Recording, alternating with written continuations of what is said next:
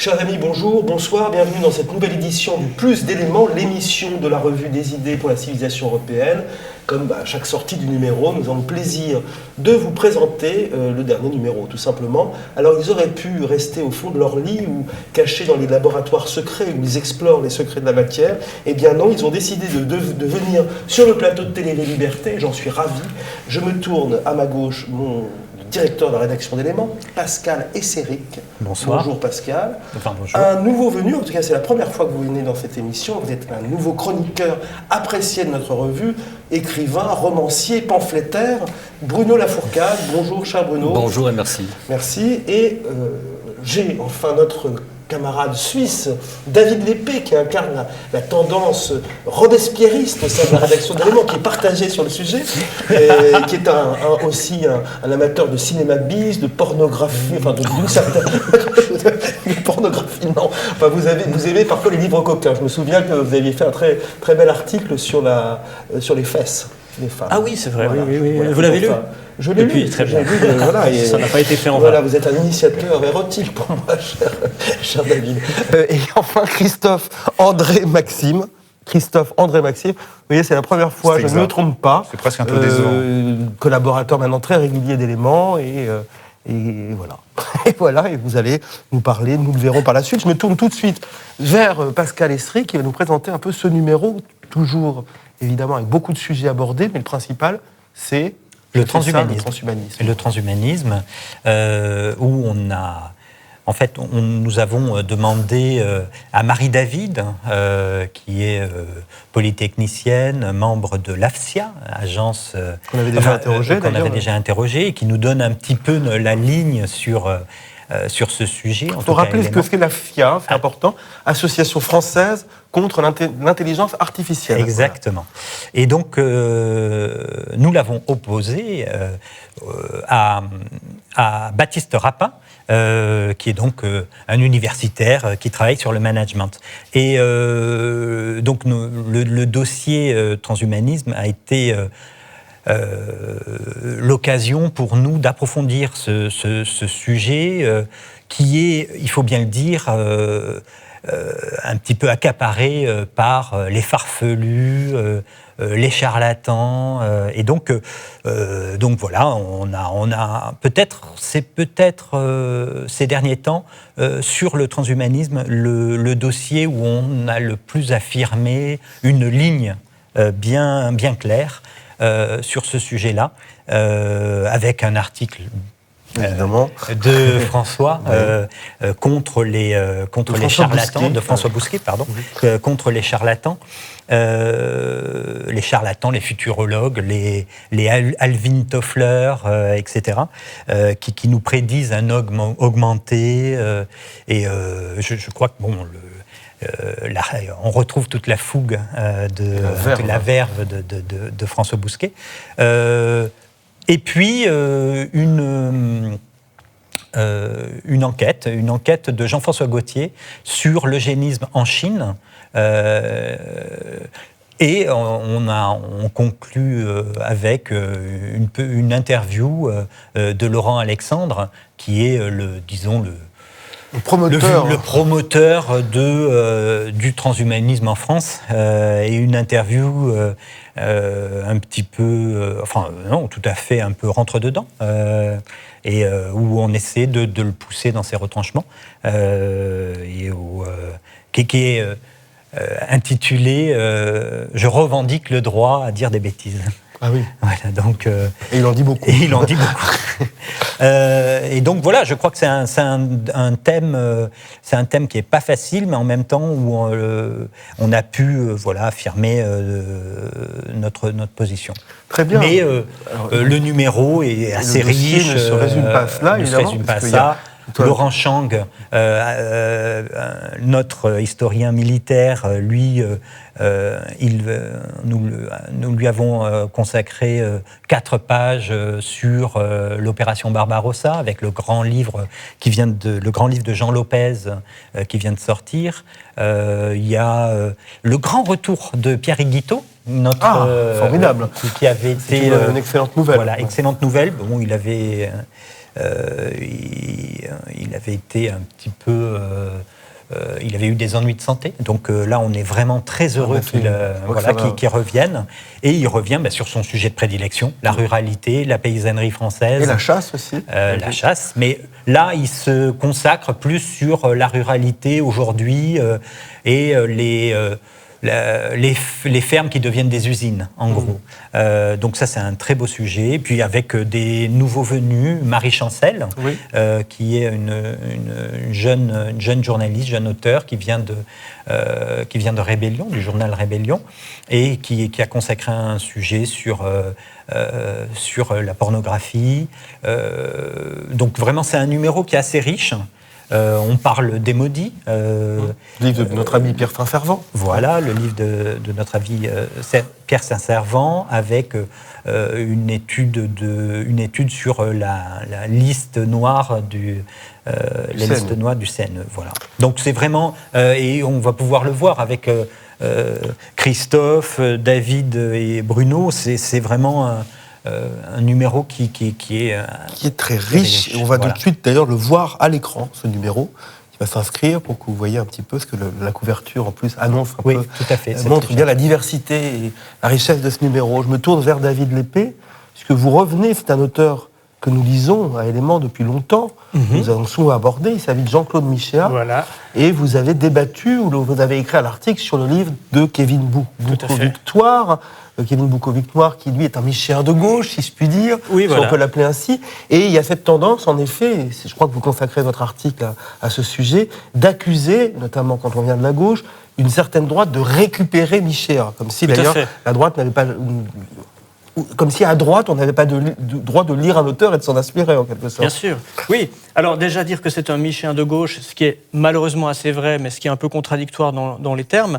Il est donc responsable de la rubrique Idées à Marianne et cofondateur de la revue Le Comptoir, de sensibilité effectivement plutôt de gauche. Et il écrit dans son livre, par ailleurs fort intéressant, mais auquel je ferai une ou deux remarques, il écrit, je cite, « Le michéisme, surtout porté par la droite, ressemble de plus en plus à l'ensemble des contresens établis sur la pensée de Michéa. » Alors effectivement, dès que le nom d'un philosophe est suivi de la particule isme, on peut s'en méfier. Ce ne serait pas la première fois en philosophie que ça arrive.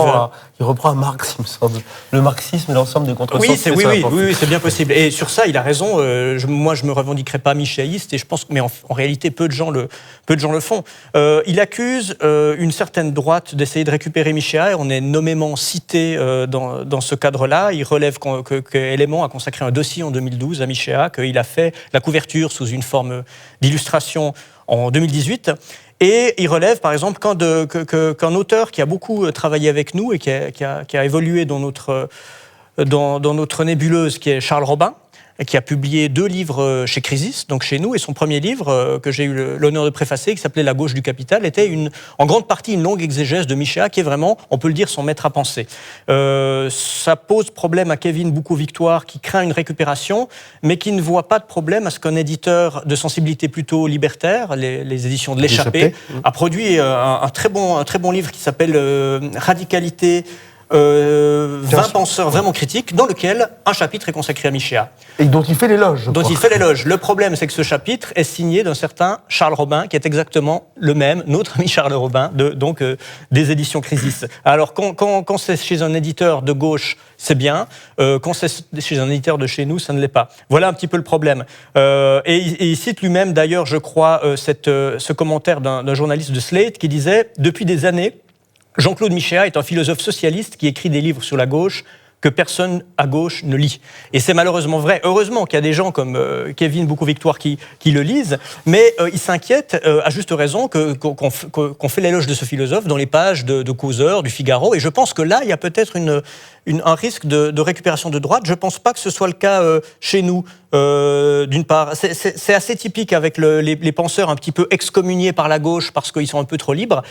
D'une part, ils sont victimes du puritanisme de gauche qui, aujourd'hui, ça n'a pas toujours été le cas, mais aujourd'hui va excommunier tout ce qui dépasse un petit peu comme hérétique.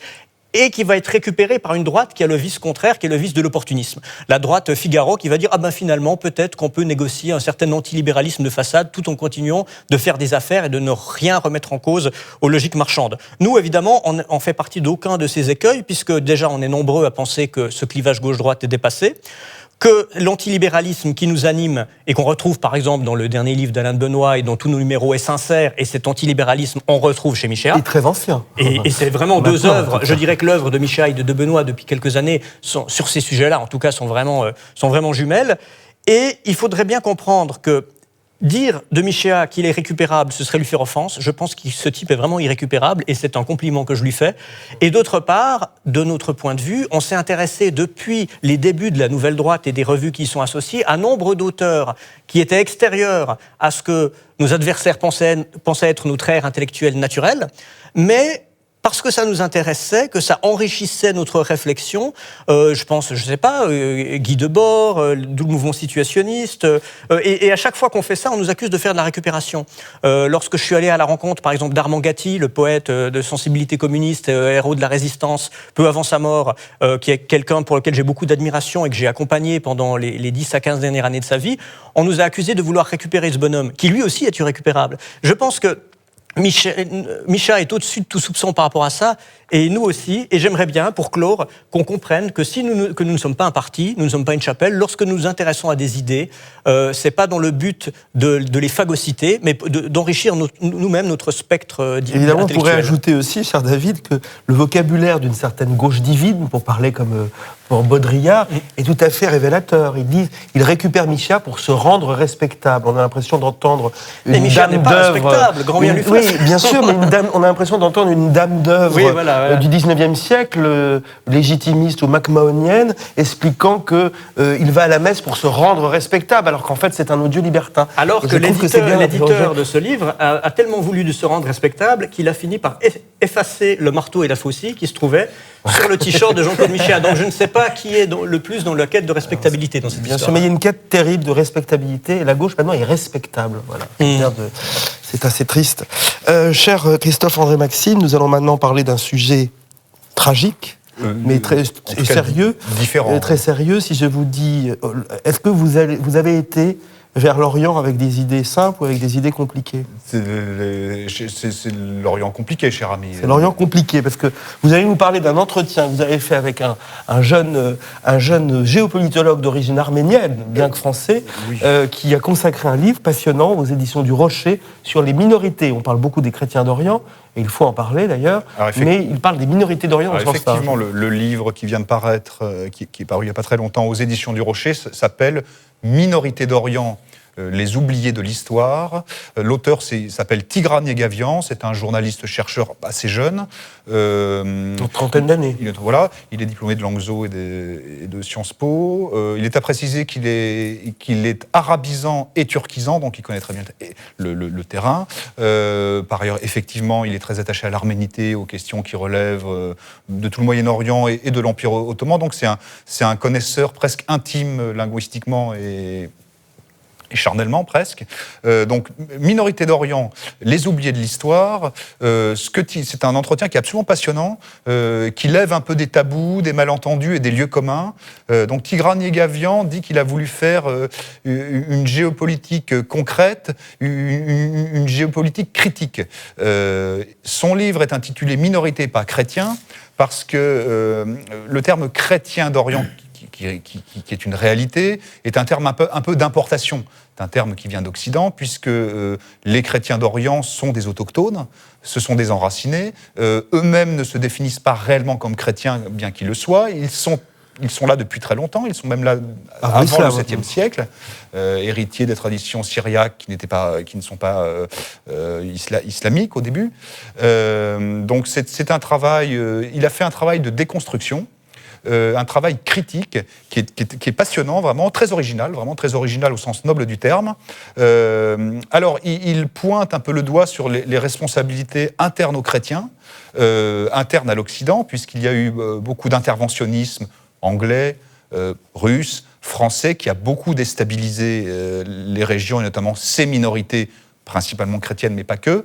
Il y a eu... il pointe le doigt sur aussi les rôles très ambigus et funestes, notamment des élites chrétiennes et particulièrement des élites arméniennes dans l'Empire ottoman, qui avaient une espèce de collusion et de proximité envers ce qu'on appelait le régime jeune turc, qui est en fait le régime des tueurs, des génocidaires, qui en fait était inspiré des Lumières, de la Révolution française, et c'était une élite d'origine balkanique, ces jeunes Turcs, qui étaient en fait très copains avec les élites arméniennes. Il y avait une vision positiviste, très française, sur la citoyenneté, la démocratie libérale, et il y a eu des espèces de naïveté et de complicité des Arméniens, car face à eux, il y avait la réalité anatolienne de l'Empire. Certains Arméniens. Beaucoup d'élites, des élites arméniennes, qui ont cru des choses. Et le pays réel, la réalité, a provoqué en fait ces violences extraordinaires, puisque les intégrations n'ont pas eu lieu. La citoyenneté des minorités des chrétiens d'Orient a toujours été très problématique et erratique. Il dit également que les guerres internes des chrétiens ont souvent été funestes et fratricides. Par exemple, la fin des années 80 au Liban, où les milices chrétiennes, en fait, les milices chrétiennes entre elles font fuir les populations, puisqu'il y a une diminution très importante des minorités d'Orient, principalement chrétiennes. Je crois qu'ils étaient 25% en 1900. Là, ils sont 5%, donc beaucoup de guerres. Je reviens aussi sur ce terme identitaire des chrétiens. Ce sont des enracinés, les chrétiens d'Orient, qui se revendiquent d'abord arabes, d'où la période des années 60-70 du nationalisme arabe, où il y avait ce rêve d'une grande nation arabe unifiée. Voilà. Alors, quelle solution proposer? C'est parler aussi des diasporas, puisqu'il y a cette mentalité des minorités qui, à l'intérieur de l'Empire ottoman, où ils sont eux-mêmes des minorités un peu utilisées pour des raisons pratiques par l'Empire ottoman. Il y a toujours sur place, il y a toujours cette mentalité, un peu du martyr, un peu de la culpabilité. On les soupçonne d'être la cinquième colonne, mais ils sont également déracinés. Donc, les diasporas, les nouvelles communications, la nouvelle conscience... Cher Christophe, je vais devoir vous clouer. Alors, passionnant à lire vraiment. C'est passionnant, c'est très très dense. On pourrait rester, il faudrait faire une émission de 18 heures sur les chrétiens d'Orient et sur les minorités d'Orient. Je me tourne maintenant vers Bruno Lafourcade. D'ailleurs, je suis très heureux de vous recevoir, cher Bruno. On vous lit maintenant depuis quelques années, en tout cas pour ma part depuis 3 ans, 2 ans. J'ai découvert votre blog d'abord, puis j'ai lu vos romans, puisque vous avez plusieurs cordes à votre arc. Vous êtes à la fois romancier, les lecteurs se souviennent sans doute de Livrets, qui avait eu un certain écho, des vies parallèles. Alors vous me rappelez, parce que j'ai un petit trou de mémoire sur tous les titres, vous écrivez un livre par an. Le dernier livre, ça doit être Tombeau de Raoul Ducournau. Voilà, il y a eu Le Hussard retrouve ses facultés, qui est un polar. Saint-Marsan, qui est une sorte de suite de livrets, voilà. Exactement. Mais là, je vais vous interroger. D'abord, pour chroniqueur, vous avez une chronique maintenant à Éléments, qui est un peu, à la fois un portrait des pathologies modernes, on peut le dire. Enfin, oui, des figures. Nos figures. Ça s'appelle Nos figures, qui est une allusion à Barès, bien sûr.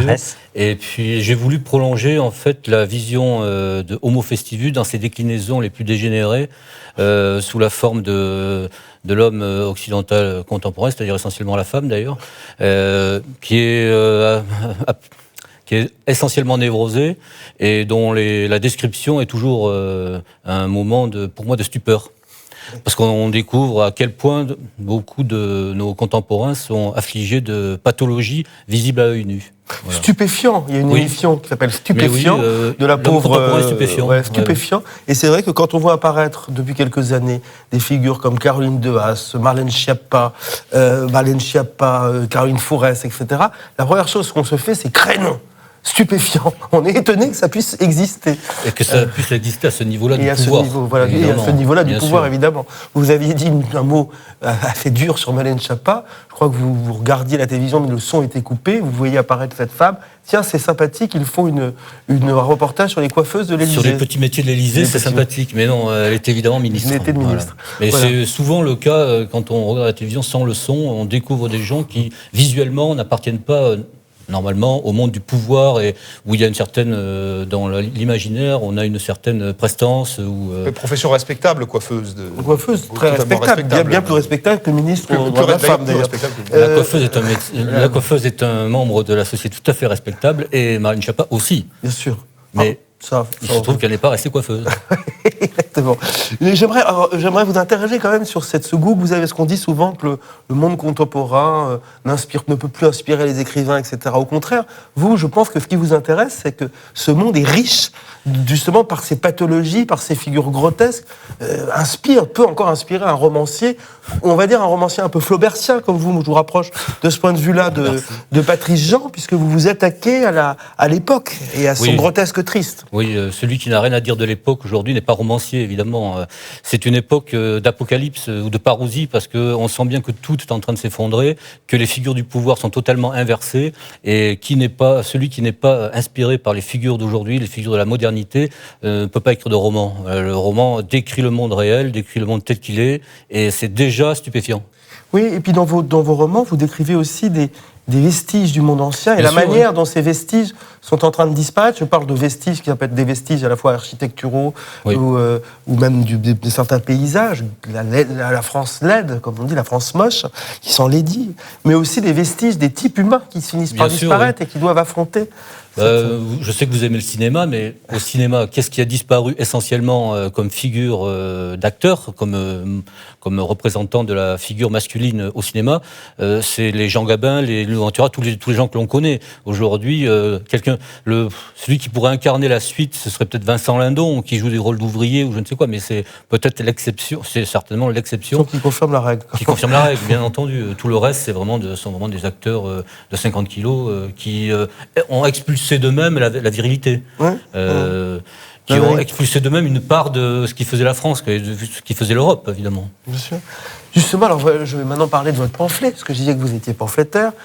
Très beau titre que vous venez de faire paraître il y a 6 mois maintenant aux éditions Pierre-Guillaume Deroux, dont on avait déjà parlé à Éléments, je vous avais interrogé à cette occasion.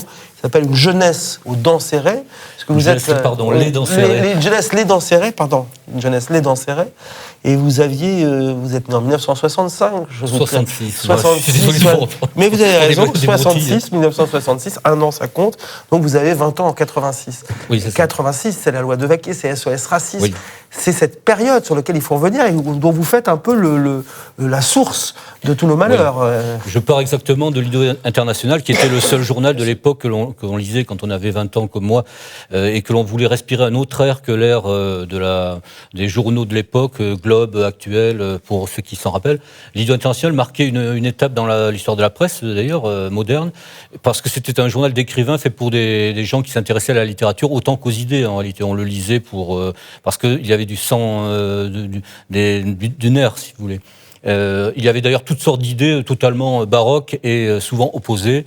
On pouvait avoir Limonov qui disait qu'il fallait fusiller Gorbatchev et réhabiliter Staline. Vous voyez, c'était des trucs ahurissants qu'on lisait là dans ce journal parce qu'il était hors norme. Et on le lisait aussi par goût de la plume, par goût de l'humour et d'un second degré grotesque. Et je pars de l'Ido International pour dire que dans ces années-là, les années 80 ont été un moment où la génération de 68 a imposé la cause antiraciste, la déshumanisation de la charité chrétienne au profit d'une sorte de privatisation de la charité. Ce sont les chanteurs pour l'Éthiopie, c'est Renaud, c'est Coluche et les Restos du Cœur. On a privatisé et déchristianisé la charité. Et cette génération-là a incarné une sorte d'humanisme que, quand on avait 20 ans, on avait tendance évidemment à croire assez spontanément parce qu'ils incarnaient le bien.